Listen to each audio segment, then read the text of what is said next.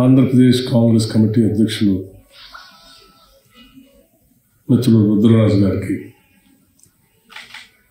ఇతర భవన అధికారులకి, మీడియా మిత్రులకి, మీ అందరికి కూడా ముందుగా నా హృదయపూర్వక నమస్కారాలు తెలియజేస్తా ఉన్నాను. పూజ్యులు ఈ భారతదేశ ప్రధానిగా పనిచేసి దేశ ఆర్థిక వ్యవస్థను గాడిలో పెట్టినటువంటి మహానుభావులు పివి నరసింహారావు గారి వర్ధంతి సందర్భంగా వారికి ఫ్లోరల్ ట్రిబ్యూట్ చేసి నివాళులు అర్పిస్తూ ఉన్నాం. ఈ సందర్భంగా పివి నరసింహారావు గారు లాంటి మహానుభావులు ఈ దేశ ఆర్థిక వ్యవస్థని గాడిలో పెట్టడమే కాకుండా విద్యా వ్యవస్థని, అట్లాగే అనేక సామాజిక సంస్కరణలు కూడా తీసుకొచ్చినటువంటి మహానుభావులు తెలంగాణ రాష్ట్రంలో పుట్టడం, తెలంగాణ రాష్ట్ర బిడ్డగా నేను గర్విస్తూ ఉన్నాను. ఈ దేశ స్వాతంత్రం కోసం ఆనాడు జరుగుతున్నటువంటి పోరాటంలో వారు విద్యార్థి దశ నుండే సమాజం, దేశం కోసం ఆలోచన చేసి పెద్ద ఎత్తున ఆనాటి పెద్దలు రామానంద తీర్థ గారి నాయకత్వంలో ఆ ఉద్యమంలో పాల్గొని చిన్ననాటి నుంచే దేశం పైన వారికి ఉన్నటువంటి ప్రేమని చాలా స్పష్టంగా కనపరిచారు. అనేక భాషల పైన పట్టు పెంచుకోవటమే కాకుండా పాలనలో వారి తన శైలిని ముద్రను కూడా వేయటం మనం చూశాం. విద్యాశాఖ మంత్రిగా ఆనాడు ఉమ్మడి రాష్ట్రంలో పనిచేసినప్పుడు ఆ విద్యాశాఖలో తీసుకొచ్చినటువంటి అనేక మార్పులు పెద్ద ఎత్తున, ఉదాహరణకి రెసిడెన్షియల్ స్కూల్స్ సంబంధించి కూడా వారు కొన్ని రూపకల్పన చేశారు ఆ రోజు. ఆ తర్వాత క్రమంలో వారు ముఖ్యమంత్రిగా, ఆంధ్రప్రదేశ్ ఉమ్మడి రాష్ట్రం ముఖ్యమంత్రిగా పనిచేసినప్పుడు ఈ దేశంలోనే ఒక అతిపెద్ద నిశ్శబ్ద విప్లవానికి నాంది పలికిన భూ సంస్కరణ అమలు చేసే కార్యక్రమంలో ఆనాటి ముఖ్యమంత్రిగా ధీరోదాత్తమైన నిర్ణయాలు తీసుకొని పెద్ద ఎత్తున దాన్ని అమలు చేసినటువంటి చరిత్రను కూడా మనం మర్చిపోలేం. భూ సంస్కరణ అమలు చేయటం అంటే తరతరాలుగా ఉత్పత్తి రంగాన్ని భూమిని చేతిలో పెట్టుకున్నటువంటి వ్యవస్థలు కదిల్చి భూములైనటువంటి నిరుపేద ప్రజలకి భూమిని పంచే కార్యక్రమం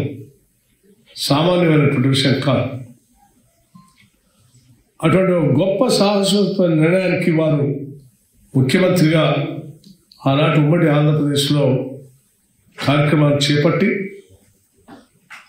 ముందుకు తీసుకుపోయినటువంటి వారి పాలనా దక్షత చాలా రాష్ట్రాలకి ఆ తర్వాత క్రమంలో అది ఉదాహరణగా మారటం, వారిని స్ఫూర్తిగా తీసుకోవటం కూడా జరిగింది. తర్వాత క్రమంలో మరి భారతదేశంలో డిఫెన్స్ మంత్రిగా కానీ, లేకపోతే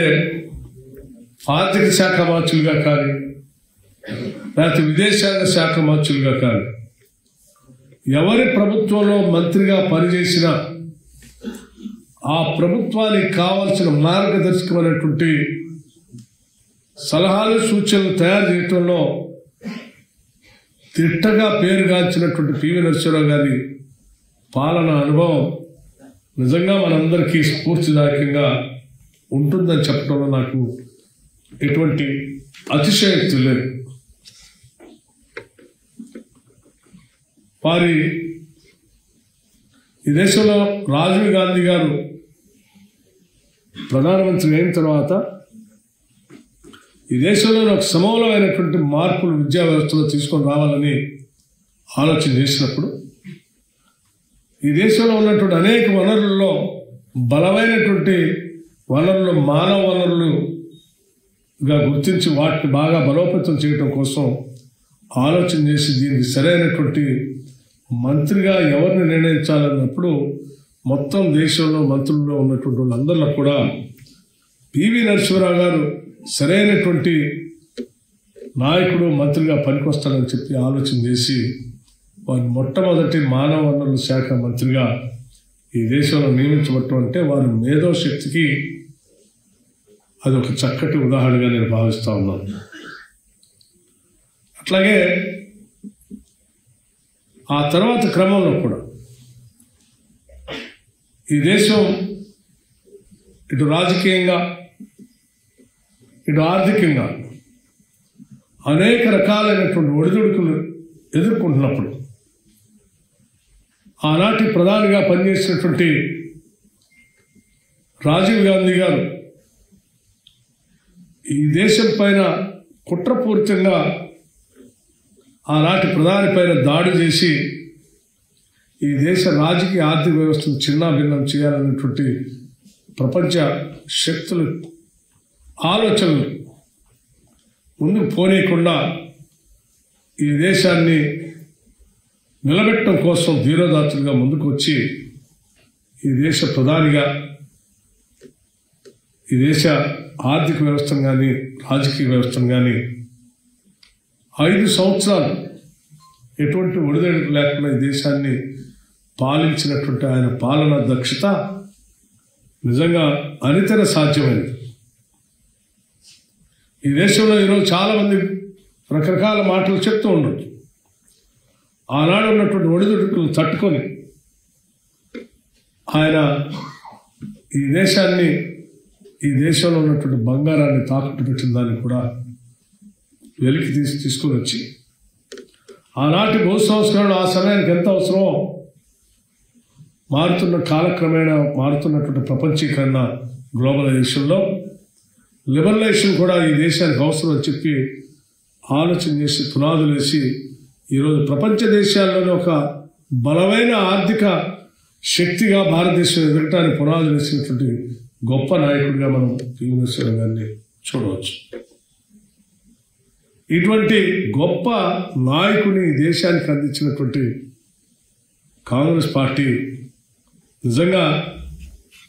పూర్తిగా నా హృదయపూర్వకమైనటువంటి కృతజ్ఞతలు ధన్యవాదాలు కూడా కాంగ్రెస్ పార్టీకి తెలియజెప్పాల్సినటువంటి అవసరం ఉందని నేను భావిస్తా ఉన్నాను. ఎందుకంటే ఇటువంటి నాయకులను గుర్తించటం విద్యా వ్యాప్తికి సంబంధించినటువంటి గొప్ప మంత్రి కావాలనుకున్నప్పుడు పివి నరసింహారావు గారిని ఎన్నుకోవటం, భూ సంస్కరణ అమలు చేయటం కోసం శక్తివంతమైన నాయకుడు కావాలనుకున్నప్పుడు పివి నరసింహారావు గారిని ఎంపిక చేయటం,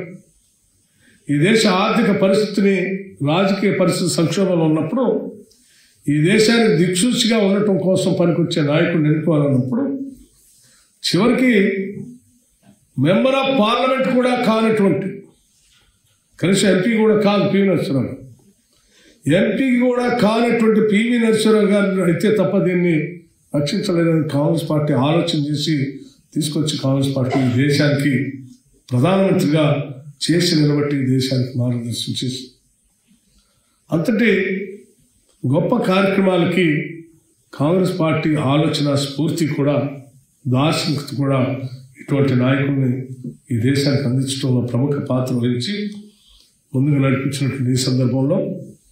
పివి నరసింహారావు గారికి ఘనమైనటువంటి నివాళులు అర్పిస్తూనే అటువంటి గొప్ప నాయకుడిని ఈ దేశానికి అందించినటువంటి కాంగ్రెస్ పార్టీ కూడా కృతజ్ఞతలు తెలియజేస్తూ వారి ఆలోచనల్ని వారి